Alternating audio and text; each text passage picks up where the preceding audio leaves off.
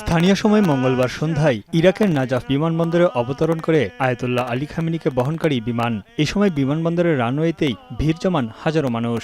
শেষবারের মতো শ্রদ্ধা জানাতে কফিনের চারপাশে জড়ো হয়ে কান্নায় ভেঙে পড়েন ইরাকিরা। প্রিয় নেতাকে ফুল হাতে শেষ বিদায় জানাতে আসেন অনেকেই।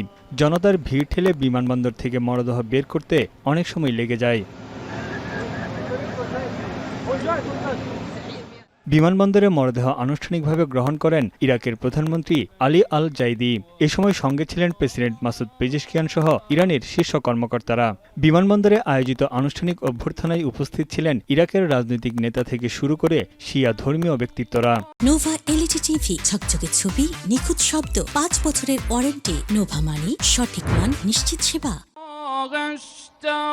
বিমানবন্দর থেকে মরদেহ ইমাম আলীর মাজারে নেওয়া হচ্ছে। বুধবার নাজাফ শহরে আয়োজন করা হয়েছে শোকযাত্রার। এরই মধ্যে দলে দলে উপস্থিত লাখো মানুষ। পতাকা ও প্লেকার্ড হাতে মরদেহ বহনকারী গাড়ির সঙ্গে হেঁটে যাচ্ছে ইরাকের হাজারো মানুষ।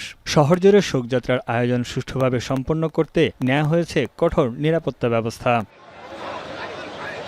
বিপুল সংখ্যক মানুষের সমাগমের কারণে বুধবার একদিনের সাধারণ ছুটি ঘোষণা করেছে ইরাক। প্রিয় নেতা আয়াতুল্লাহ আলী খামেনিকে শেষবারের মতো শ্রদ্ধা জানাতে বিভিন্ন দেশ থেকে ইরাকে এসেছেন অনেকেই। শিয়া ধর্মীয় শিক্ষার কেন্দ্রবিন্দু নাজাফ, যা শিয়াদের কাছে পবিত্র শহর হিসেবে বিবেচিত।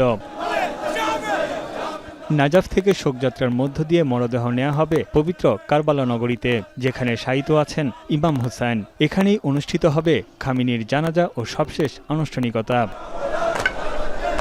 কারবালার আনুষ্ঠানিকতা শেষে খামেনির মরদেহ ফের ফিরিয়ে আনা হবে ইরানে। আগামী ৯ জুলাই বৃহস্পতিবার ইরানের পবিত্র শহর মাশহাদে ইমাম রেজার পবিত্র মাজার প্রাঙ্গণে দাফন করা হবে তাকে। এই শহরেই জন্মগ্রহণ করেছিলেন সর্বোচ্চ নেতা আয়াতুল্লাহ আলী খামেনি।